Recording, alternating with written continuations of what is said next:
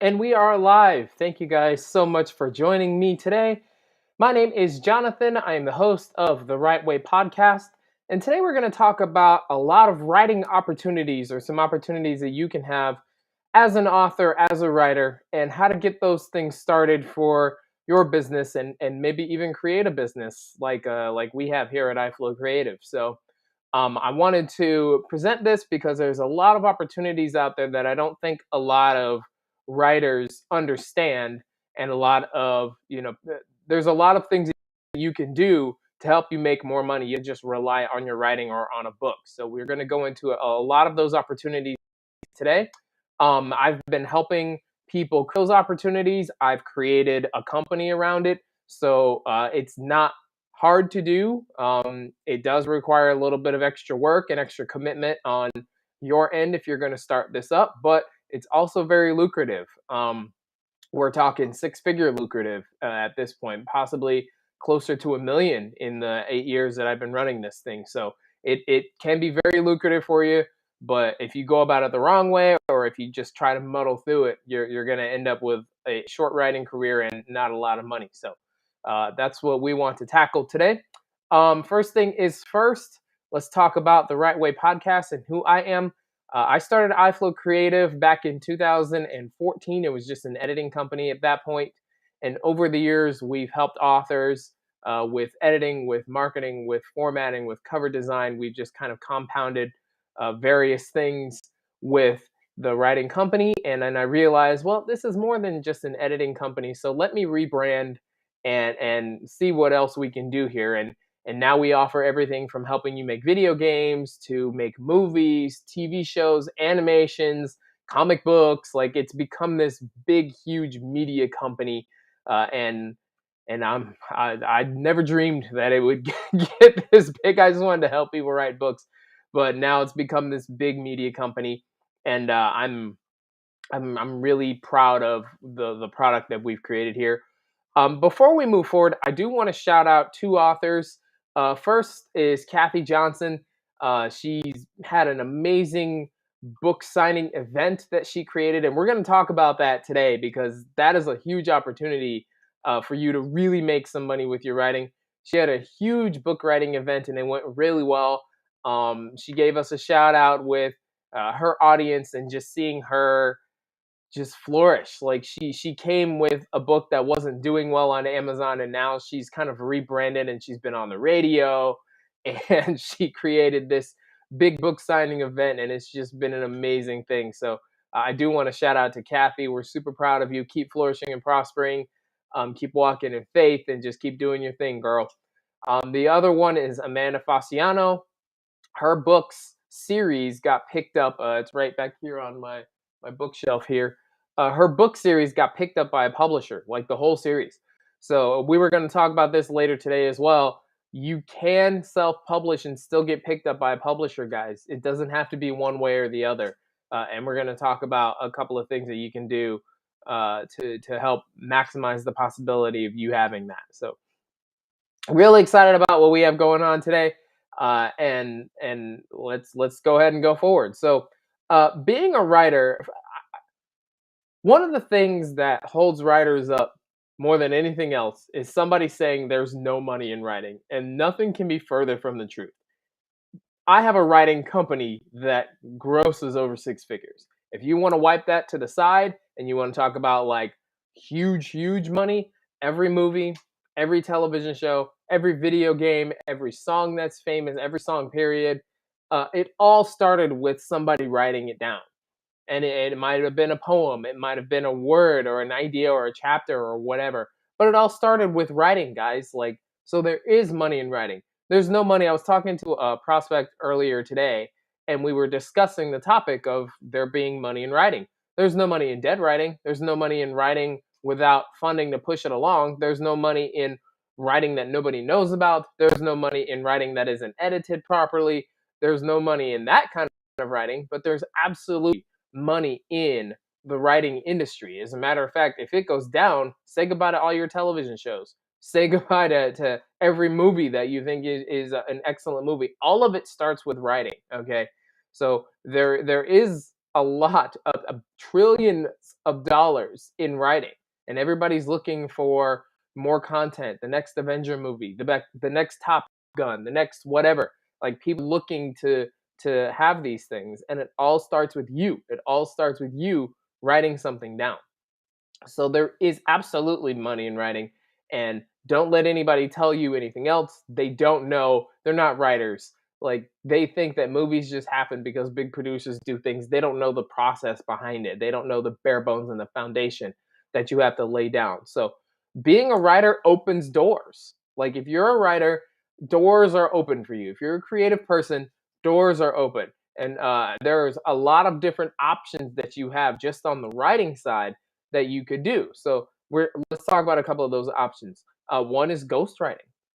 If you have the skill for writing, if people really like the words that you write down on paper, and it can be anybody. Like I remember for me, my inspiration for continuing down this journey that I have with writing is I was in college and I'd always had this desire to be a writer. I wrote my first book when I was like 12 and it was awful.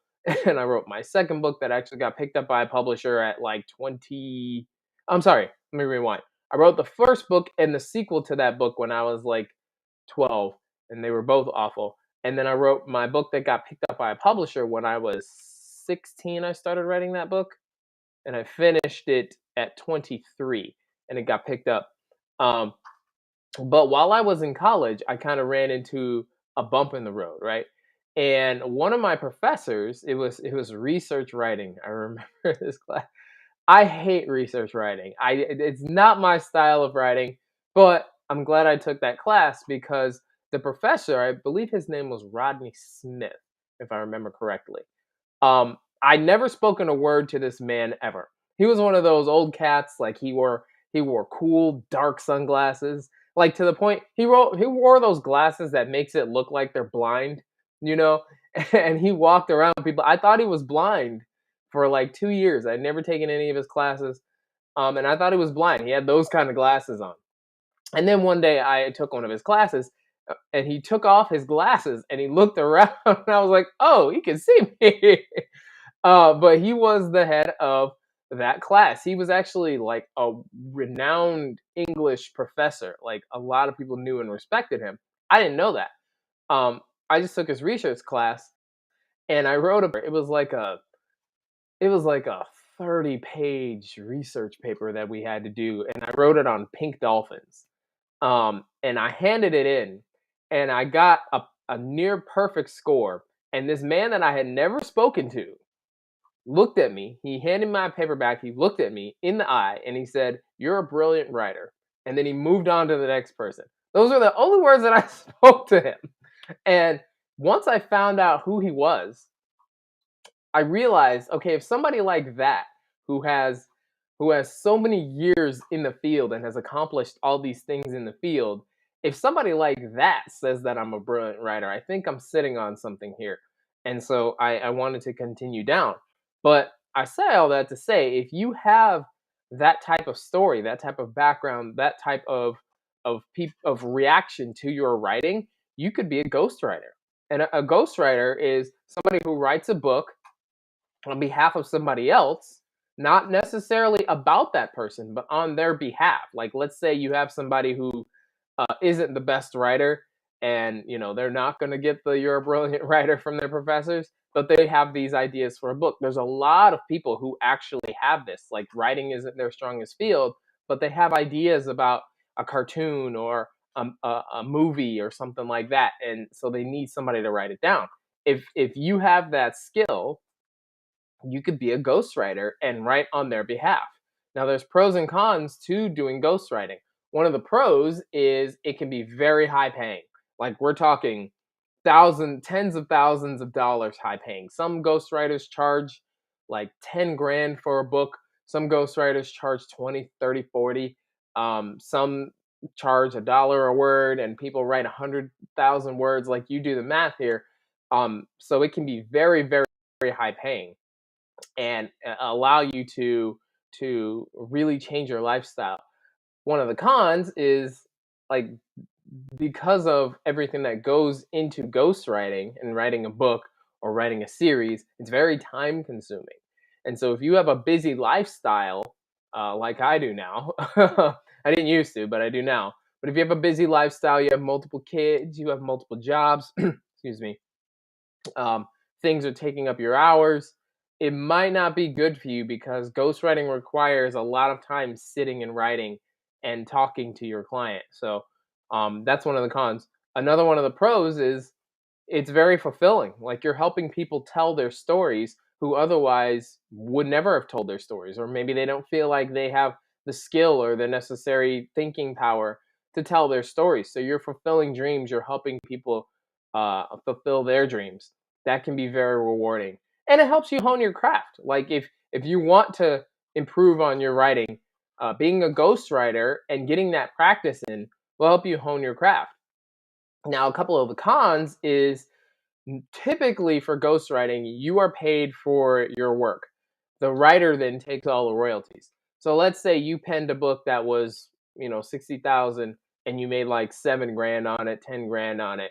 You gave the book over and it ended up making 3.5 million, and it created movies and all that stuff. You get none of those royalties typically, unless you negotiate that up front. So that's one of the cons of being a ghostwriter is you are paid for your work and then your hands are clean of it. The author then gets the rest of the royalties. So you might want to think about that before you go into ghostwriting, and make sure that that's something that you want to do. Unless you negotiate that up front, like if you negotiate that you want certain royalties, like a 10% or a 5% of any sale. Like I've seen that happen as well.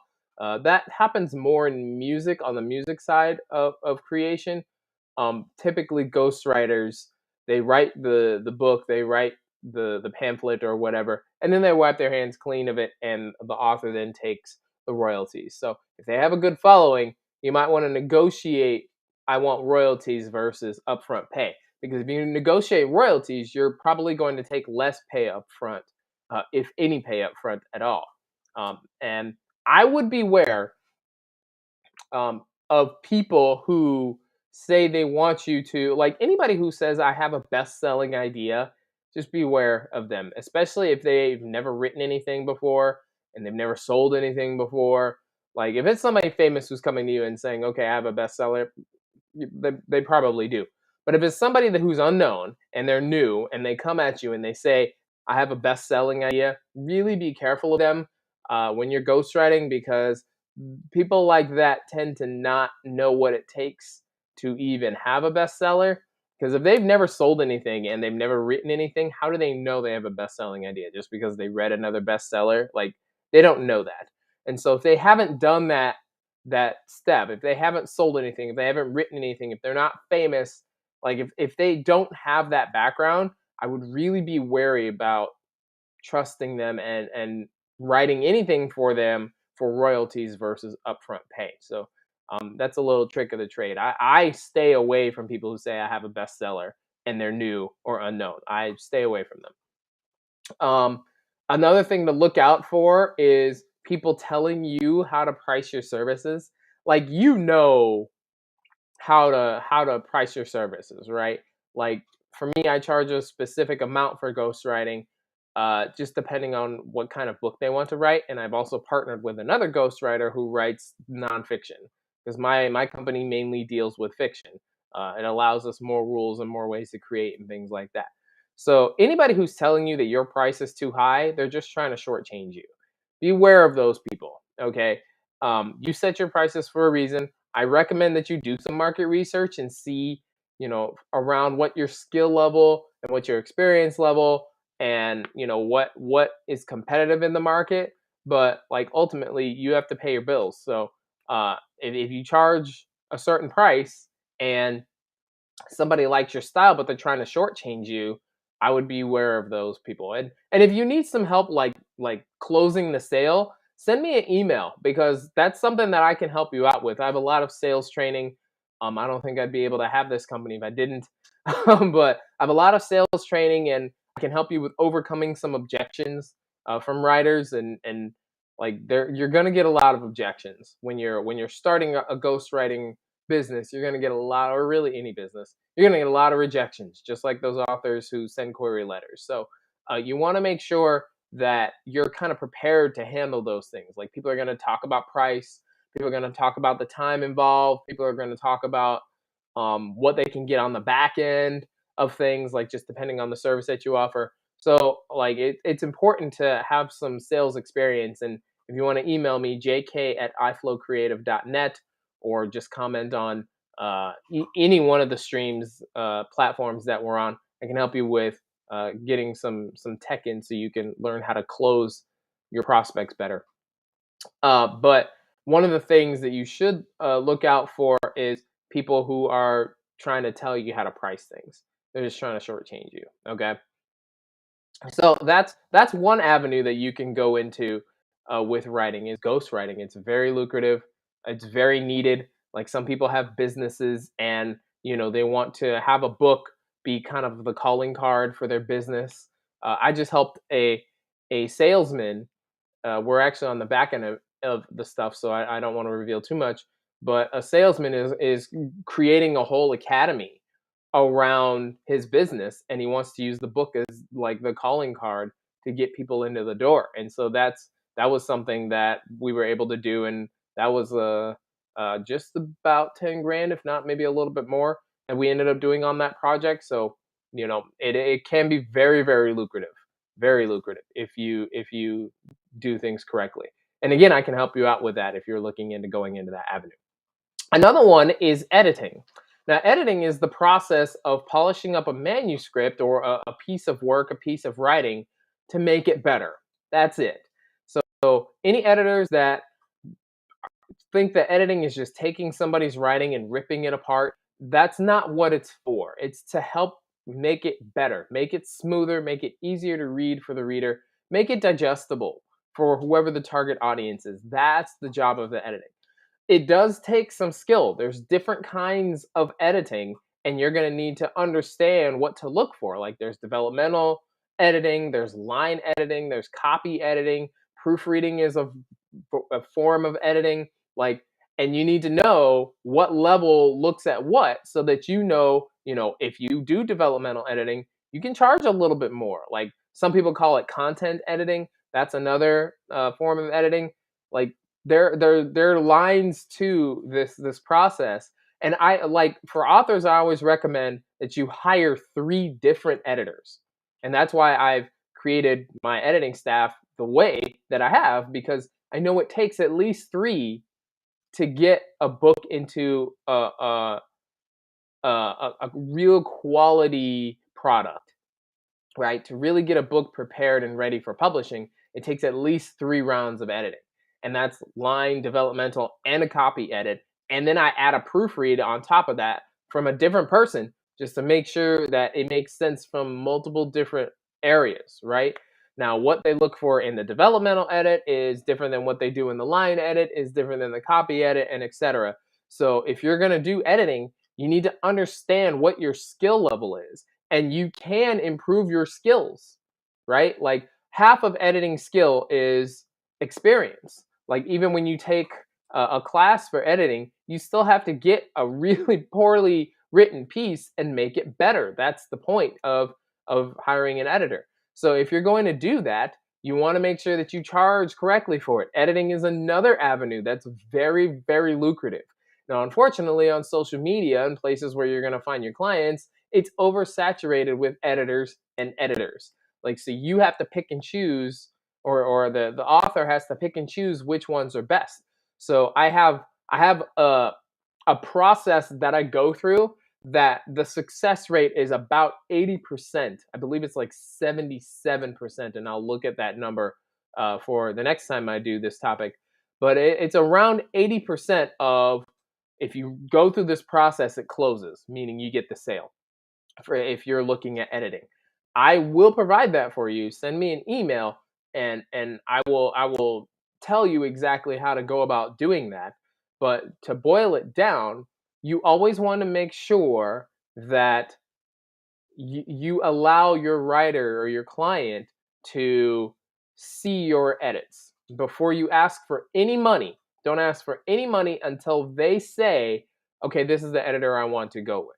And then you can negotiate price. And I have a whole process for how we go about doing that I'm willing to share with you. Just send me an edit comment on whatever streaming platform you're watching on, and I'll get back to you. Make sure you check your messages, so that you can see my responses, because I don't want to be like, hey, I see that you're interested in starting a business in writing, and then you never get back to me. All right, hey Linda, no problem. This is what I start this podcast for. She said, "Thank you for this valuable information." No problem. This is why I do what I do. So I do want you to understand that there's levels to the editing. You might not be best for developmental edit, which is the most in depth and the ones that make the most money. But just because it makes the most money doesn't mean that everybody who has pretty good control of grammar, punctuation, and spelling should start charging for developmental editing. You're going to have a lot of upset clients if you do that.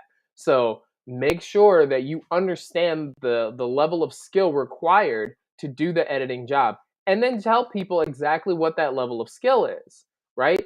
They might want you to do a copy edit and come back after it goes through the developmental editor, and you get paid for it anyway. Like, don't shame yourself for the level of skill that you're at. And then if you want to get better, learn what it takes to get better and then invest in that. Like, I'm telling you, like, we charge $35 per 1,000 words for edits, and that's about to go up here in a little bit. So if somebody comes with a $100,000 or $100,000 word book, you do the math. Like, it can be very lucrative to do editing as well.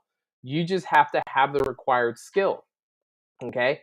So again, anytime somebody says that there's no money in writing, I just kind of look at them and shake my head, because the opportunities go very, very far with what you can do in this industry. And if you hear something crackling in the background, that's my husky. She's over here tearing up something. She's teething. So rather than her barking at me, I figured I'd give her something to do. Okay. So another thing that you can go into is cover design. Let's say you have a design background. Let's say you went to school for design, or you've been working with Photoshop or InDesign for a while. You can go into cover design. Now, I'm telling you right now, let me tell you right now, I just released my cover for my next book. Okay. That cover cost me over $500. That could be you getting that money on one cover. On one cover, okay? If you've got the skill in design and you can create a cover, I really recommend that you do that, because the right cover is everything to an author. It's a make or break of getting sales. So authors make sure they invest in that, and that is a big thing for authors, okay? So if you are in design, or if you have an eye for design, start making some covers. Like, take a look at some covers that are on Amazon. KDP has billions of them. Take a look at some covers that you like and try and recreate that in Photoshop if you've got the necessary skill. But that is that is such a lucrative thing to get into. I wish I could do that. Like, I wish I had the time to sit down and, well, really, it's not about the time, it's about the desire. I wish I had the desire to sit down and learn Photoshop that well, or InDesign that well, because I would absolutely do that. Like, if I had to strip all of this and start over, I'd get into cover design, because people are making $500, $750 a pop for a cover, right? So definitely get into that if you have that kind of eye for design. So cover designing is really, really good. Pros and cons, kind of same as the above, as editing and ghostwriting. Is very fulfilling. You're helping people fulfill their dreams. It's very lucrative. The cons, you have to build the business from the ground up. Some people are going to try and shortchange you. You might have to offer things for less than you want to, while you build up your background and build up the foundation of the business. But if you keep doing that, it's worth it in the end. And if you're interested in building a business with this, or starting a ghostwriting company or things like that, I can help you do that and be successful at it. Okay. And then another one is a publishing company. This is a really big opportunity for you as well. Now, there are levels to this as well. Um, Everybody's heard of the Vanity publisher. Everybody's heard of the hybrid, and then what I call the dream publisher, because hybrid publishers are traditional publishers as well. So I don't just like to say traditional. That kind of lumps everybody in. So I call it the dream publisher. and the hybrid publisher. Um, we'll talk about that here in a second. But opening up a publishing company opens up the great it opens up a really big wealth potential opportunity for you, because every single book that you have under your imprint, as long as it's marketed out there and it's well put together and it's high quality, brings in passive income for your business. So if you open up a publishing company and you're really passionate about it, like, you really have to have a passion to do this industry, just like really any creative industry. But if you do, it really opens up the opportunity for some passive income. And let's say you got 30 books under you and 5 bestsellers, like, you can really capitalize on the money that comes in from that book, so, or from those books. So you might want to think about opening up a publishing company. Now, what I want to caution you on is, if you're going to open up a publishing company, you should probably have some money saved away so that you can invest in these books, because it costs about, to really get a good product out there, it costs about $5,000 to $7,000 per book. If you go about the process the right way and don't try and cut corners and stuff, get the right editors, get it formatted, get a good cover, like, not just things that'll pass, but actually making sure you get a good cover for your book. Because it's everything. Like, if you're going to open up a publishing company, here's a little inside thing on publishers: they don't invest in things that they don't think can make money. That's a waste of their money. So if they're going to bring you on as the author, that means they believe in your product enough to invest thousands of dollars into it, right? So they want to make money on it. They want it to do well. They're rooting for you to do well. They're banking on you, literally, doing well with your book. And so it makes sense, if you open up a publishing company, to get the best quality and the best services in, to put that book in the best position possible so it can be successful. Don't cut corners on this stuff. It's just going to cost you in the long run. And then you're $5,000 in the hole and the book's making 50 in a month, or 50 period, and now you're out. Like, right? Like, you want to make sure that if you're going to do that, the ones that you invest in are high quality. You get the best that you possibly can for every single book. And this is why publishers and literary agents are so selective about who they choose, because they're putting all their resources, all their money behind a book, right? And so you want to make sure that you're not just grabbing anything that you find. Get the stuff that, or get the books and the anthologies and things that you really think you can make money with. If you're going to open a publishing company, only invest in the books that you believe in, right? Because otherwise you're just going to have some bitterness for your authors, and that's not what anybody wants, right? Publishing companies also offer a little bit of social status, and if a book is doing really well, you can negotiate the movie deals and stuff because you own the rights to the book. So that's another thing to look into as well. I don't know the ins and outs of the movie industry too much. I'm starting to get there. Like, we've partnered with a screenwriter. For those of you who are new onto the podcast, we've partnered with a screenwriter. I have talks with an animator. Like, we're starting to go towards turning our clients' books into movies, and bringing it into audio podcast form, where our readers can actually feel like they're listening to movies and the characters are coming off the page. But, like, that's a new venture, so I don't know too much about the ins and outs of it. But if you own the rights to a book and they want to make it into a movie, guess who can get the money? I'm just saying. So, if you want to open up a publishing company, that's something to look into as well. Now, the cons is, opening up a publishing company is almost like you're self-publishing. Like, all of it, if you want to do it correctly, all of the investment is on you to get the book formatted. I recommend that you have the authors pay for their own editing. I recommend that you don't, if you're going to open up a publishing company, actually, I recommend that you don't even take an author if they haven't had it edited 3 times. Like I said, I recommend 3 rounds of editing. If they haven't done that, they're telling you they're not willing to invest into quality, or making sure that their book is quality. If they're not willing to invest in it, why should you? Right? So that's what I would recommend for anybody who's trying to open up a publishing company. Uh, don't even ask them off the top. Like, ask them off the top. Hey, have you had the book edited? Have you had this manuscript edited? If they say no, sorry, I recommend you get this edited.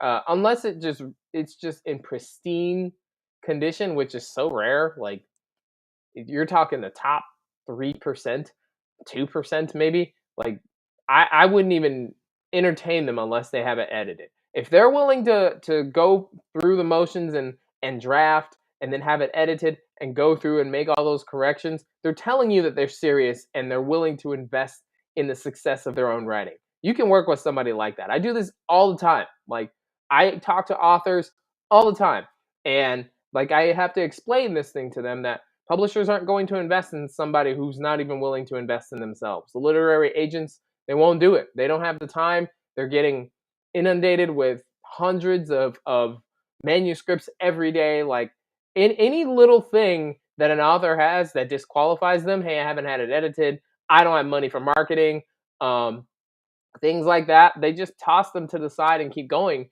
because agents understand that the author has to be willing to invest in their own success in order for everybody to be successful. It starts with the author. So that would be my recommendation for publishers. Because if you're going to open up a publishing company, your author might not do any marketing work at all, which means it's all on you. And if you're a hybrid publishers really depend on the partnership between the author and the publisher.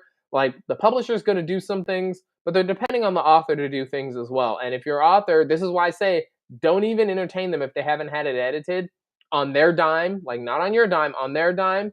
If the author doesn't have the necessary money or even desire to do promotions, if they've listened to what they say to you on the internet and say the publisher's supposed to do it, which is not true in 2022, like, if they're not willing to do that, you're looking at a dead product. So I would not even entertain them unless they have it edited.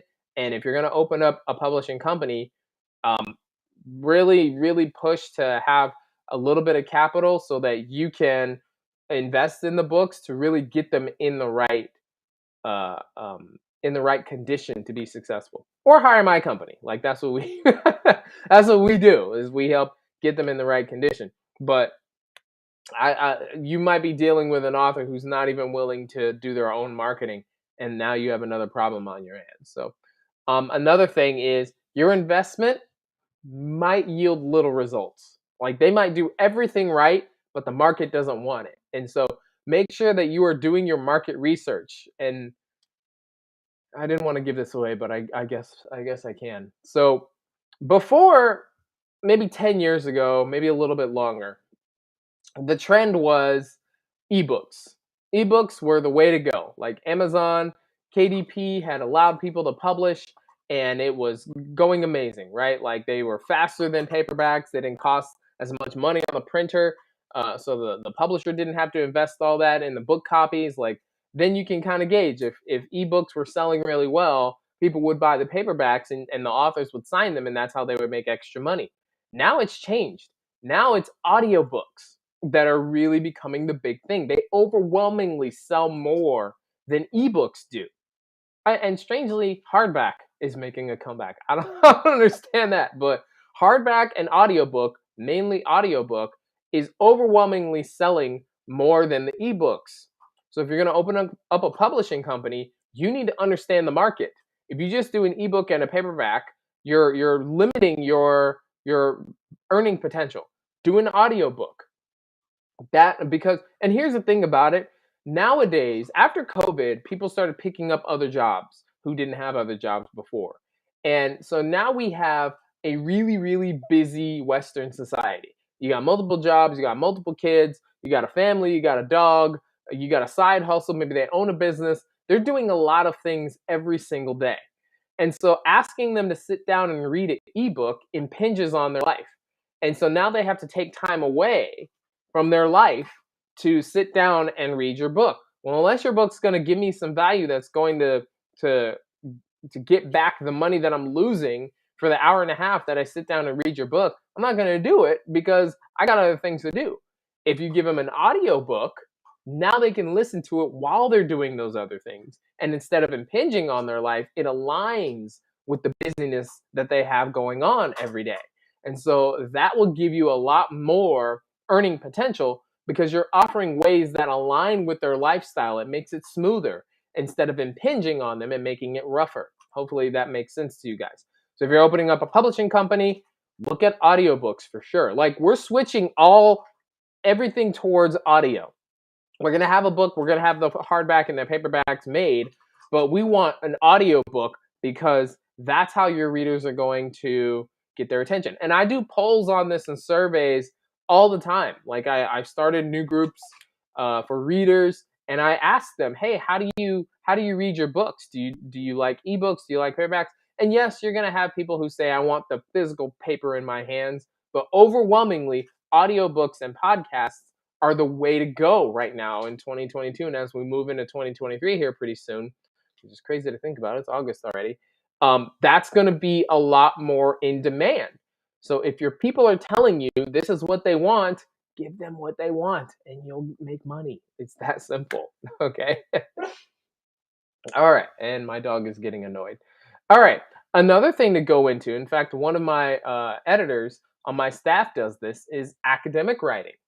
Now, academic writing is a completely different kind of writing, okay? It tends to be nonfiction. As a matter of fact, I've never seen fiction academic writing.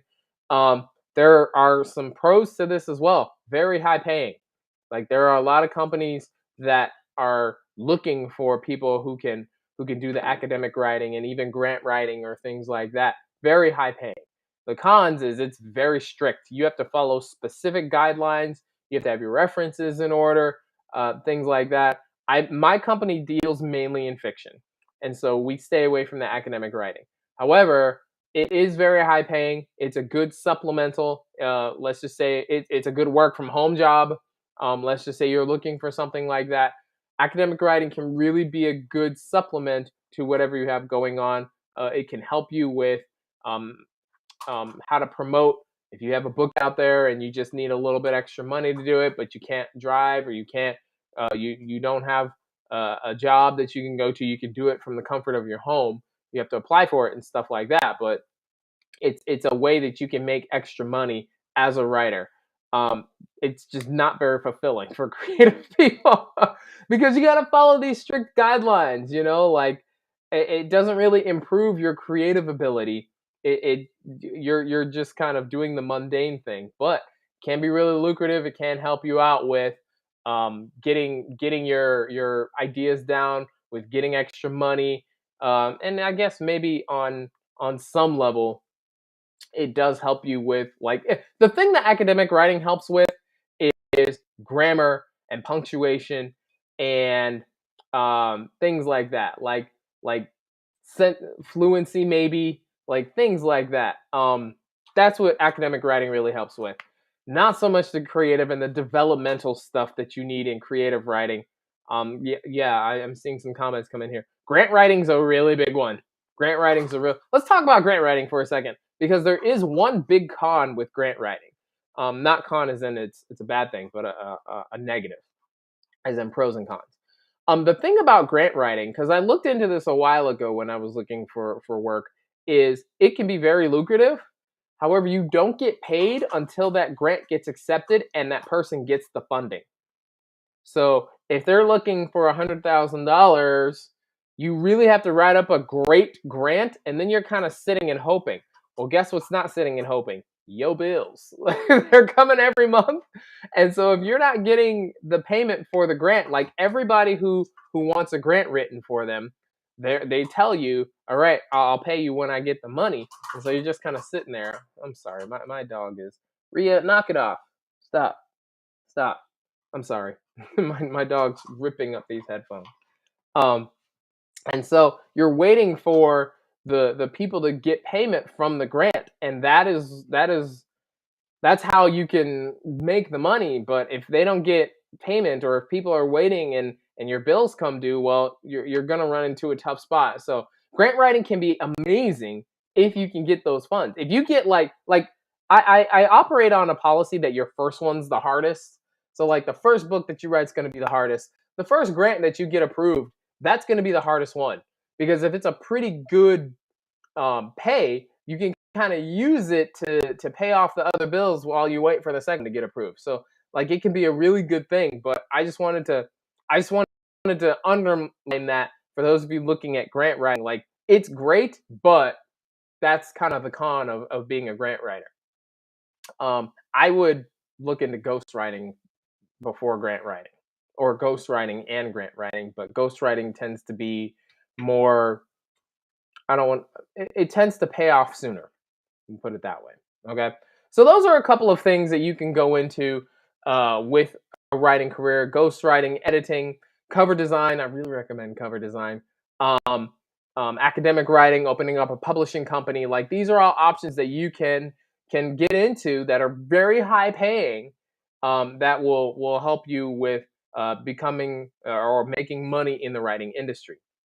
So now I want to talk about building a business as an author. Okay, and if you're doing creative writing, it can be very frustrating to say the least. It can be very frustrating because you have to start from grassroots, from foundation, from dirt, right? Especially if you're new or unknown. You have to start from dirt.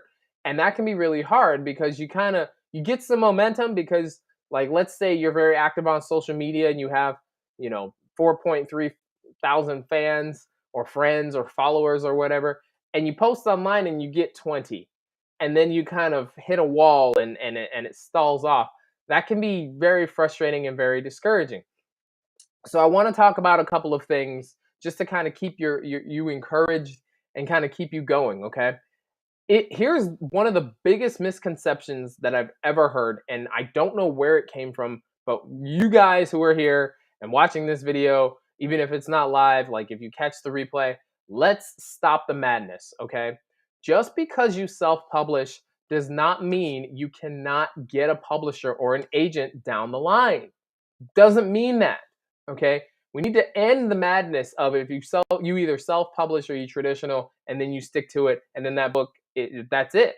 It's not true. It's not true. Okay, you can absolutely do that. I have a client.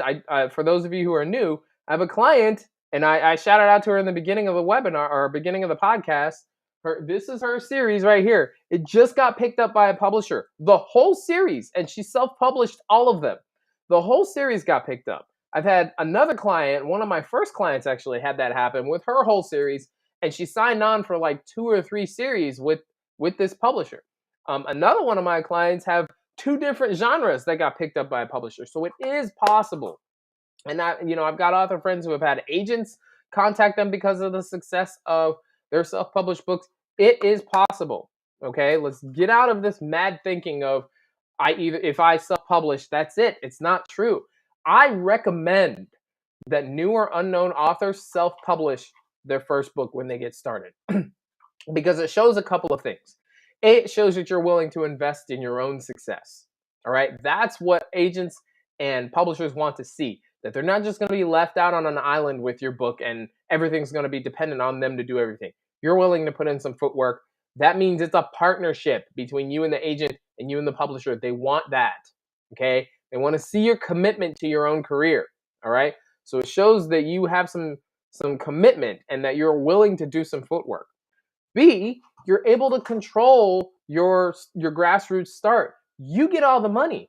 Besides, like if you publish on Amazon or something like that, you have to pay, you give them a few of their royalties. But let's just say you don't. I wouldn't recommend that you don't because they're still the powerhouse in self-publishing. But let's say you don't. Let's say you sell strictly online. You set the price. And then you keep all the royalties. Like that, why would you not want to do that?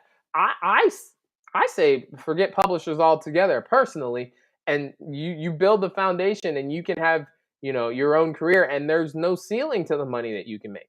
Because let me tell you about the big traditional publishers, okay? Those big five. This is how the royalties work for them. Unless this has changed recently, you get paid quarterly. That's once every 3 months, and you get 2 to 5%, not 25, 2 to 5% of your overall sales. And the reason for that is because they have to pay for the marketing, the promotion, the printing, get it into bookstores, all that stuff. All that stuff costs money, you guys. 2%. Now, here's another thing about advances. A lot of publishers offer advances. You have to pay that advance back. So let's just say you get a $2,500 advance. Okay, let's just say you get a small publisher, you get a $2,500 advance. Well, you get zero royalties until your sales pay back that $2,500. So really think about that stuff before you just, oh, I'm looking at $2,500, I can pay my rent with that, I need a publisher. It comes at a cost. Nothing in this life is free. They're not just going to give you money just because you wrote a book. Like, you have to pay that back. So are you willing to get zero sales or zero royalties for your book for a year, 2 years, whatever? Like, I have clients who have done that with another book. Like, they got a publisher and the publisher gave them an advance, but because they haven't paid back that advance, they don't even see any money from it, and it's been a couple of years. Are you willing to do that?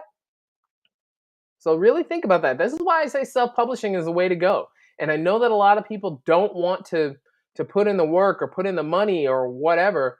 So like, if you're not willing to do it for yourself, the publisher's not going to do it for you either, because you're going to have to pay that back, right? So I always recommend that you.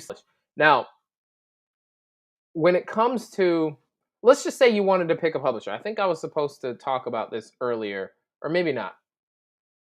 Yeah, I was. Okay, I was supposed to talk about this earlier, so we'll touch on it now. What kind of publisher should you choose? There's really 3 categories of publishers, right? Before I said I didn't want to lump everybody in on traditional publishing. And since we're on the topic, I guess it's fine anyway. I didn't want to lump everybody in on traditional publishing because there's hybrid publishers, and then there's what I call the dream publisher, right?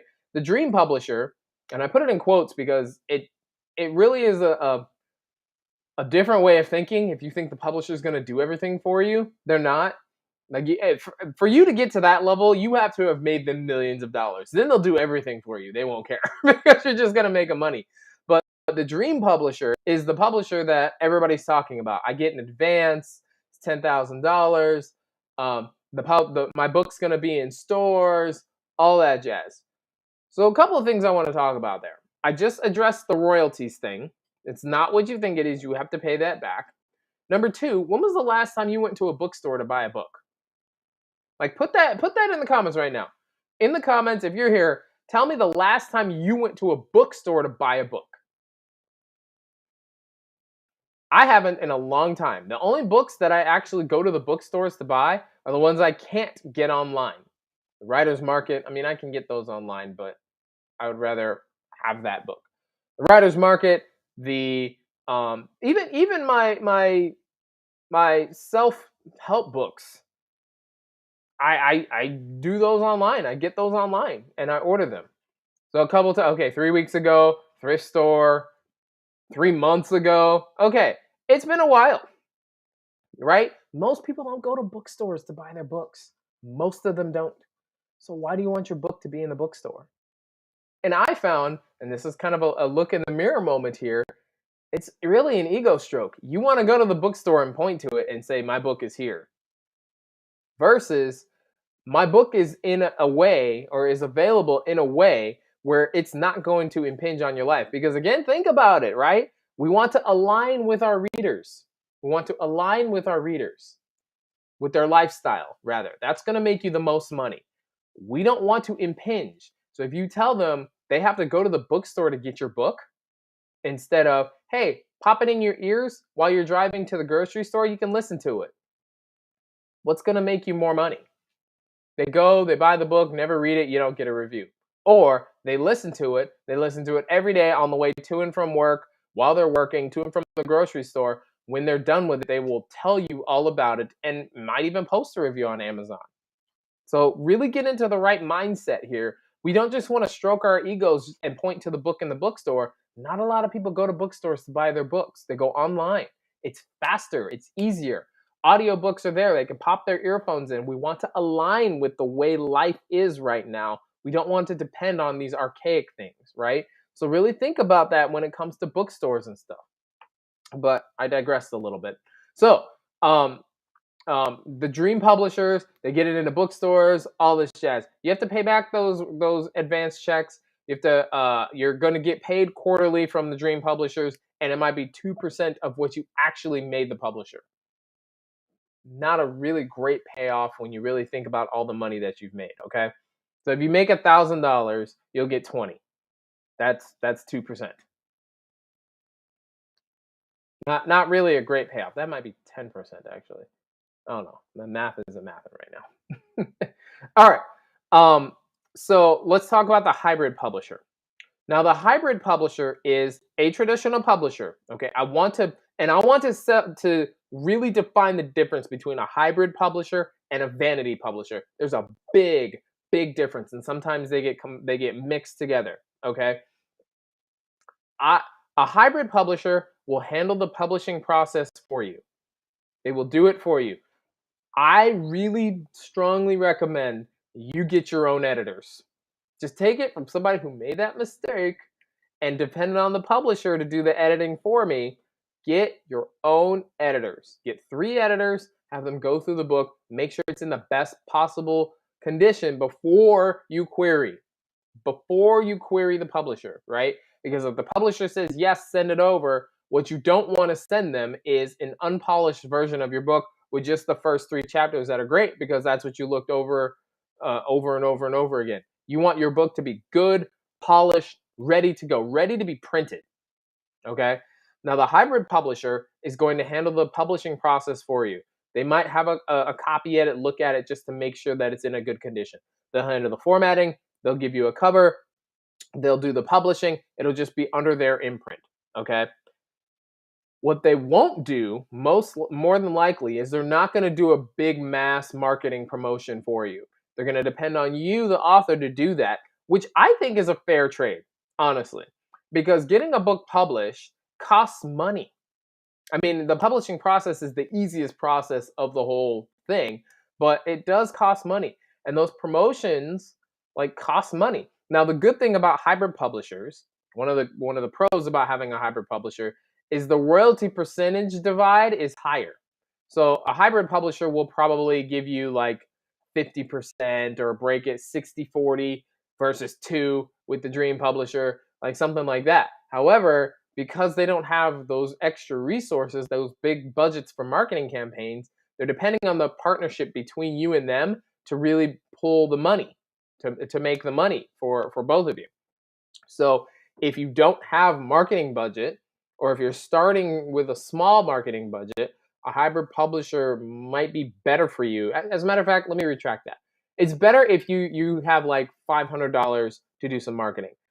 I personally don't know why, if you've got that kind of a budget, you wouldn't just self-publish anyway, because you're pretty much in the same boat. You're just sharing your royalties with a publisher that honestly, they didn't do the editing and they didn't do the writing, and they're not really going to give you any extra benefit to publishing underneath them. So what's the point? You might as well self-publish. Okay, but the hybrid publisher handles the publishing process for you. They might chip in on some promotion and marketing, but it's not really going to be a big benefit to you because their budget is small, just like your budget is small. Okay, now a vanity publisher is a publisher where you pay for it and they still take your royalties. And the vanity publishers are very easy to spot because they promise you the moon and the stars and the sky, right? They'll tell you they have access to all of this. They'll tell you you have a bestseller. They'll tell you things like my sister company is available. They'll tell you that it costs $4,000 just to publish. Okay. Now the difference between a vanity publisher and a company like mine is we help you self-publish, which is the right way to go. If you're going to spend $5,000 on your book, self-publish absolutely. Do not pay a vanity publisher to do it because they're trying to scam you. Those are scams. They're taking your royalties. Some vanity publishers take all the royalties and they'll give you very minimal paychecks when you've created or when you've made a lot more. Vanity publishers tend to price you out of the market. So your book will be available for a paperback will be available for $25, $30, $40. And the market dictates that it should be around 10, 12, 15, maybe. So they'll price you out of the market. They'll take all your royalties. You pay for everything, and you're getting no benefit from a vanity publisher, none. Okay, so and they sell you everything. Like they bank on, excuse me, they bank on selling you the dream. Because authors have a dream. Like, I want to make movies. I want to, and they'll say, "Oh yes, we have access to movies and all of this." Like, so that's a vanity publisher. Okay, now the difference between that and self-publishing is when you're self-publishing, everything falls under you. You can price your books the way you want to, even on Amazon. You can run the promotions, even on Amazon. You can put them on your website. Like, you have the control versus the publisher has all the control and the rights. They put you into these huge 10-year contracts, and now you're not even willing to let the book sell because it's priced out of the market and nobody wants to buy it. What's the point, right? So that's really the difference there.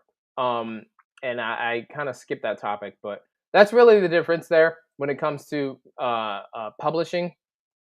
I recommend that you self-publish. Um, just getting the dream publisher.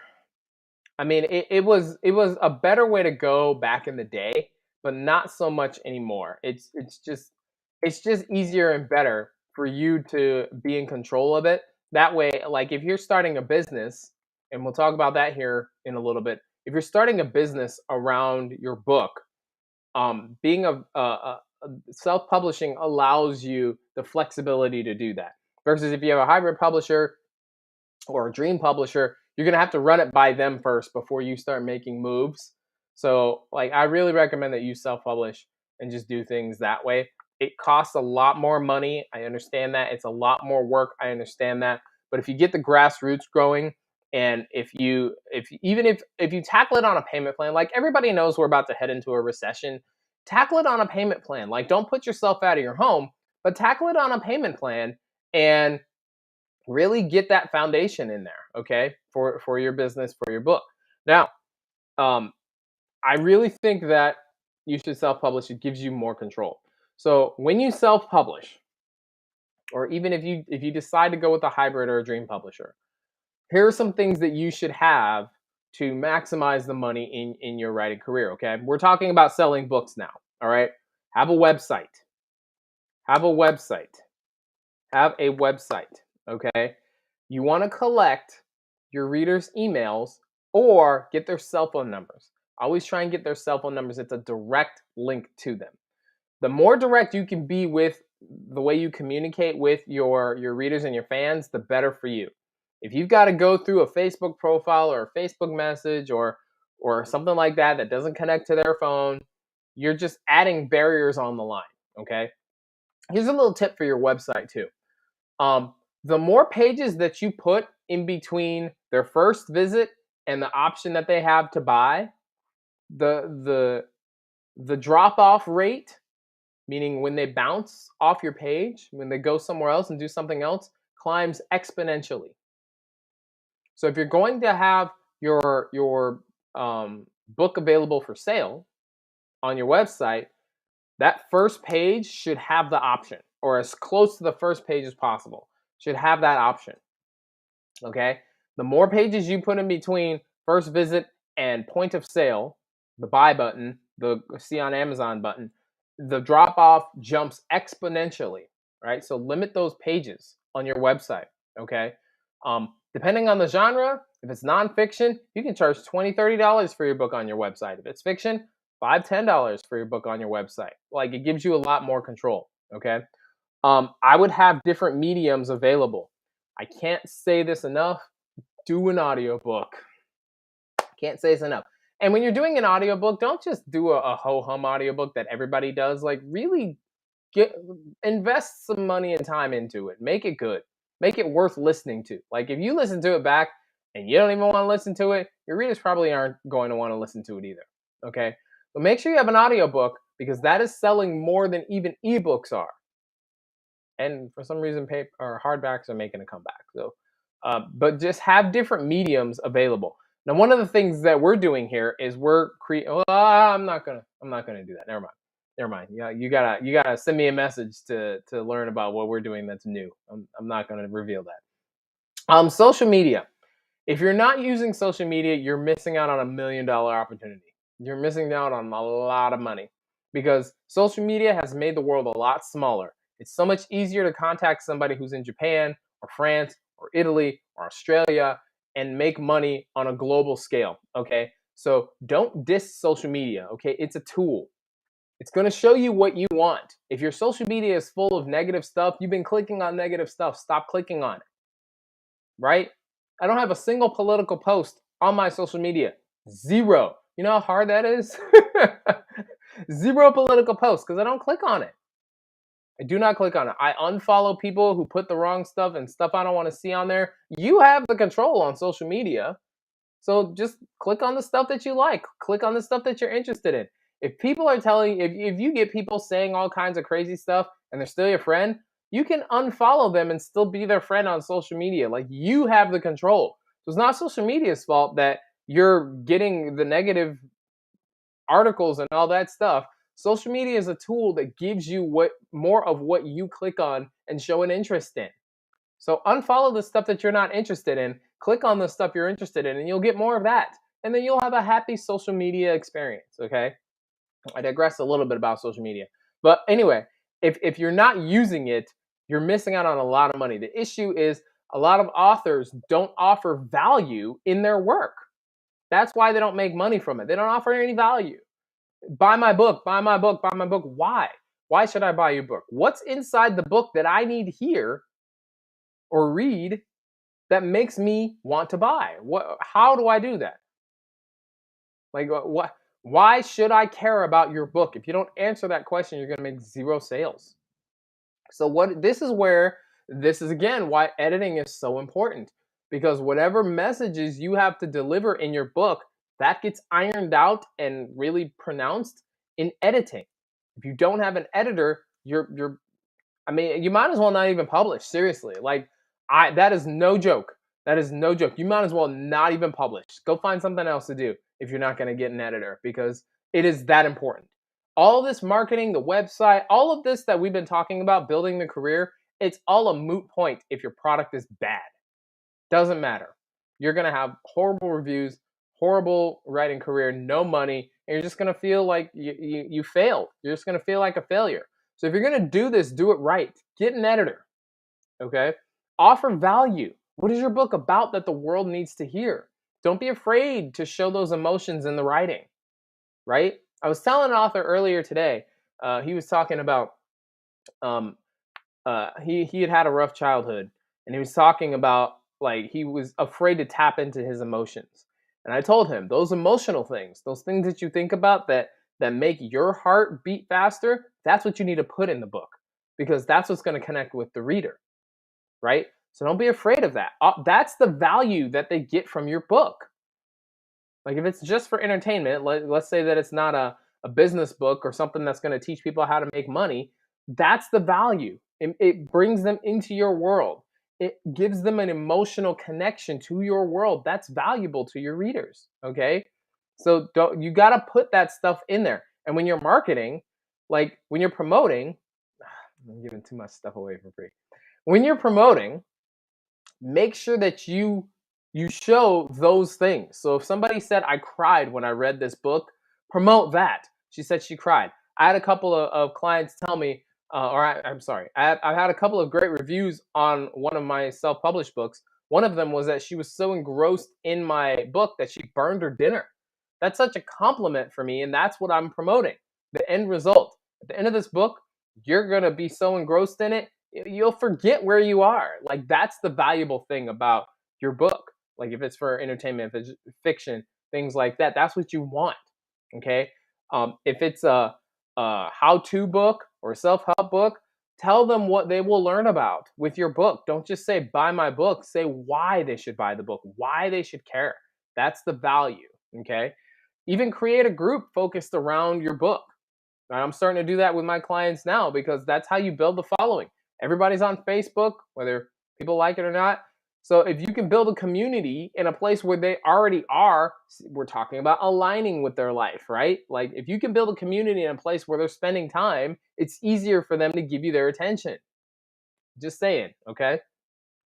Book signings and events.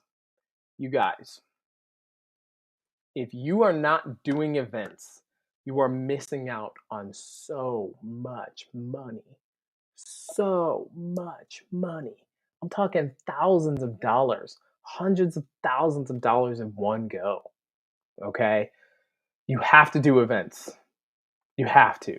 Even if it's an online event, you have to make appearances, talk to people, connect with your fans. Now, when I say do an event, I don't mean just, oh, I'm going to have a book signing here. Like, again, it's 2022, you guys. Hire an event planner if you can.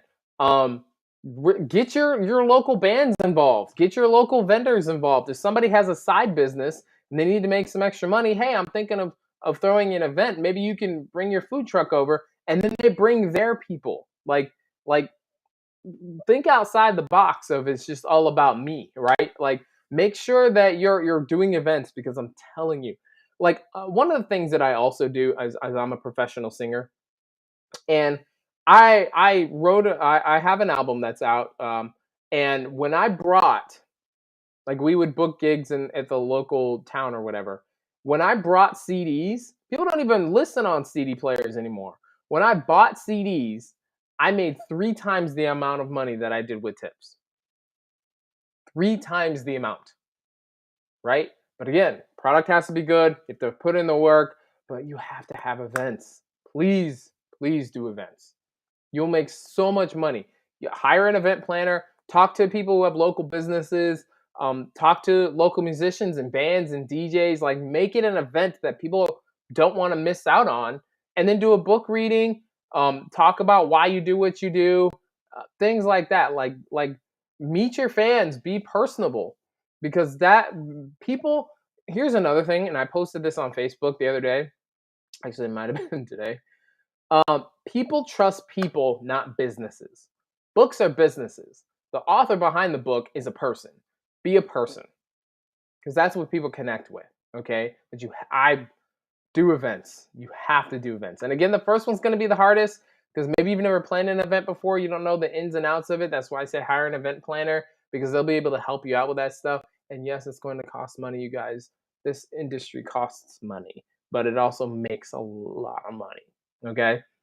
And now also if you have side jobs, like um, let's say you knit, or you make pastries, or things like that, you can center that your book around that industry that you're in. If you buy 10 pastries, you get a free signed copy of my book, like things like that. So like if you have a business that your book can act as a lead magnet for too, this is more for nonfiction than anything else.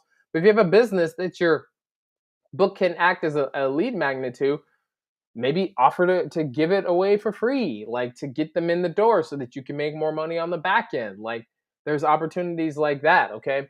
Authors like agents like authors who have businesses that they can market the book around. I will say that again. Agents like authors who have businesses that they can market the book around, because businesses cost money and investment and time. So that's a good investment. If it's a good business, they can work with that. Agents like that. Okay. I'm in a lot of groups in LinkedIn. I have a lot of contacts in my email. People like people who get stuff done. Show a little commitment, show some investment, show some determination, some drive. Just trying to help you out here. Okay. All right. What are we looking at on time? Oh, a little bit over an hour. Okay. So we come to the end of this podcast. I hope this information was very helpful for you. I gave away a lot of stuff that I normally don't for free. So like the video, share the video on your networks. I want everybody who has the dream of being a writer and being successful, I want them to see this video, get some ideas. Like I want people to message me and be like, listen, I wasn't gonna look at ghostwriting. I watched your video and it inspired me to go. or I want to start ghostwriting. Can you help me? Like, that's what I want. I want to help people make money in this industry because it is a $1 trillion industry. There's so much money to be made in writing. You just have to be willing to put in the work. My name is Jonathan Miller. I'm the president of iFlow Creative and the host of the Right Way podcast. Hopefully, you guys got some great information, and we will see you next time. Take care. Keep writing.